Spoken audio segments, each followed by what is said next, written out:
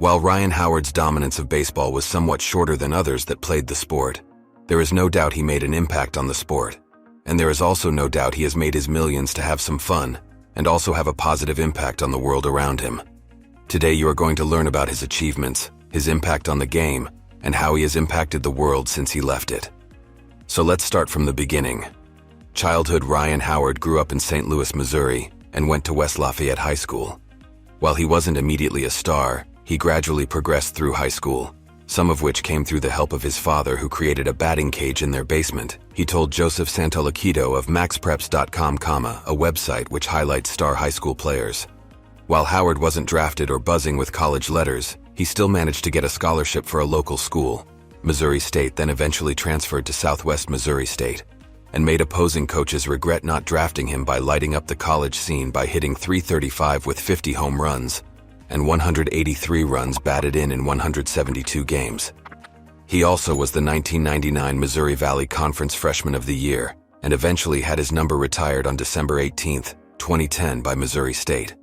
Even after leaving Missouri State, Howard did not give up his dream of playing baseball and played in the Central Illinois College League, a league that is partially funded by Major League Baseball to attract additional prospects.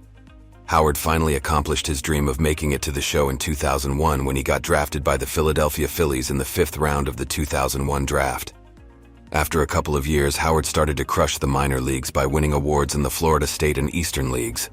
When he was in AA with the Reading Phillies, he broke the team record with 37 in 102 homes before he was promoted to Scranton Wilkes Barre, the AAA club, and eventually got called up September 1, 2004. In AAA, the scouts were impressed enough that he thought Howard should be in the majors. The problem? At the same position, the Phillies had Jim Thome, who also had a reputation as a power hitter, so replacing him with Howard would have been what some people may have viewed as an unnecessary gamble if it didn't work out. Fortunately for Howard, he got his shot on July 1st when Thome got injured, making Howard the everyday first baseman as a result.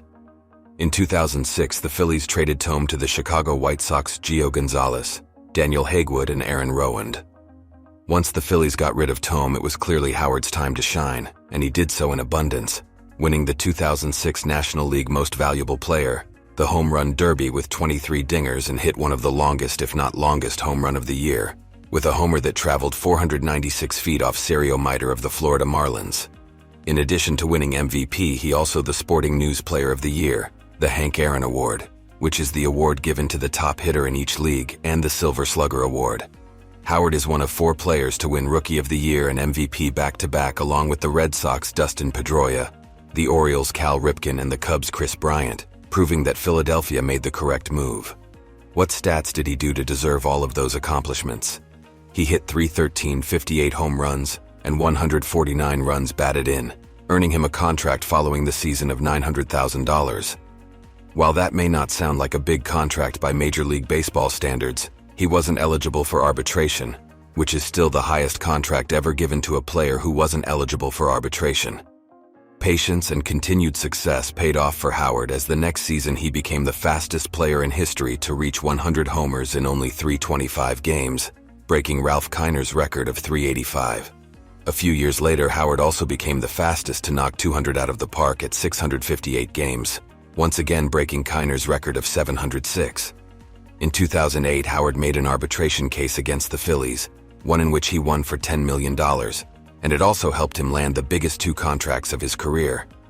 The next season, 2009, Howard signed a contract for 3 years for $54 million, a part of which has led him to a net worth of $170 million, which paid off his arbitration case, and in the meantime he was earning his paycheck as those were his prime years.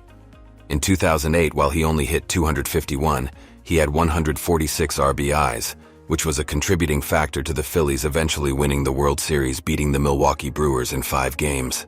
In the series, Howard hit 286 with 3 homers and 6 RBI. The 3 homers tied the record for most homers in a series of 5 games. He also led the league with 48 homers. On June 20, 2009, he did something almost unthinkable. He started the day in the hospital with a fever and then finished the day by hitting a homer against the Florida Marlins.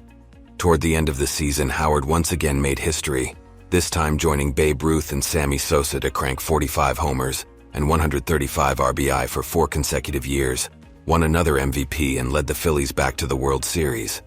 But this time the Phillies' bid to win the World Series was unsuccessful as they bowed to the New York Yankees in 6 games. After having led the Phillies to 2 consecutive World Series appearances and arbitration behind him, there was no doubt it was time for him to get paid.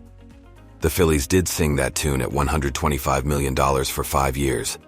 He continued to earn his paycheck by not only recording his 5th straight 30-home run season breaking Chuck Klein's record, he also led the league in fewest errors with only 14 for the entire season despite going on the 15-day disabled list in August, when spraining his ankle sliding into second base, and while he technically was in the league until 2017, over the next few errors injuries started to derail his performance and never truly got back to peak form.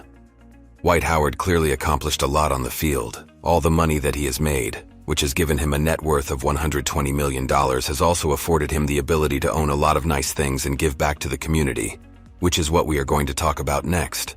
While the dollar amounts of the contracts don't appear to be public, Howard has been endorsed over the course of his career by Franklin Sports, Lojo Sports, and Scholastic Investments. Over the years, Howard has 6 major, according to PitchBook.com, which are 8,808 ventures: Brad Garlinghouse, Kleiner Perkins, Leslie Otten, and Wellender Shea Capital.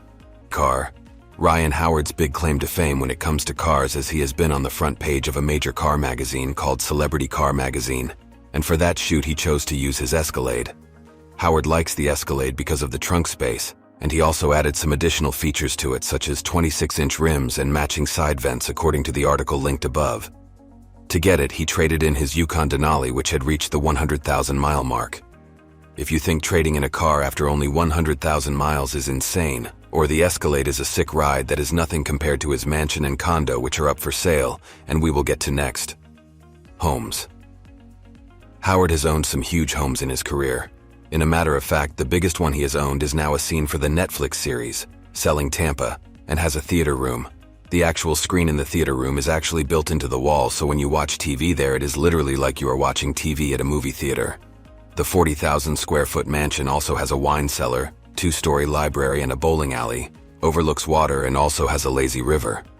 The home eventually got sold to real estate guru Ben Shalla for $16.5 million.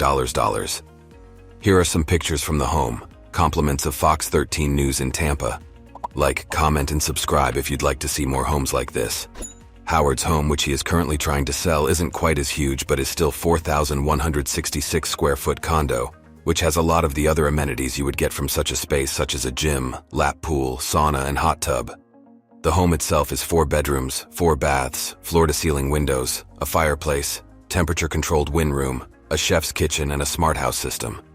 Howard initially put the home on the market in 2020 but wasn't able to get rid of it, so he chose to take it off for a while and put it back on again, but for a slightly lower asking price from before of $5.95 million. While Howard has had his share of luxury, he also has had his share of giving back as well. In a matter of fact, at an early age, he actually started a foundation called the Big Peace Foundation, which is a foundation that helps out with underprivileged children gain literacy. The CEO of the foundation is his wife Kristen, who is a former school teacher and also is a former cheerleader for the Philadelphia Eagles. The foundation has seen major strides as it has resulted in well over 1 million minutes of kids reading, where the Howards had something called the Ryan's Reading Challenge, where students at Vare Washington Elementary School, a local elementary school in Philadelphia, had its entire student body challenged to read 7 days a week for 20 minutes a day. In exchange, they got a reading room with books, reading nooks, desktops, and iPads. The Howards have also written 6 baseball-themed children's books that you can buy on Amazon. There is little doubt that Howard's impact in the Big Peace Foundation will be felt for years to come. The same could be true for the Phillies on the field as well, as he will clearly go down as one of their all-time greats. Subscribe to the channel for more Lifestyle videos, and click the video you see in screen now to keep on watching the insane lifestyle of MLB stars.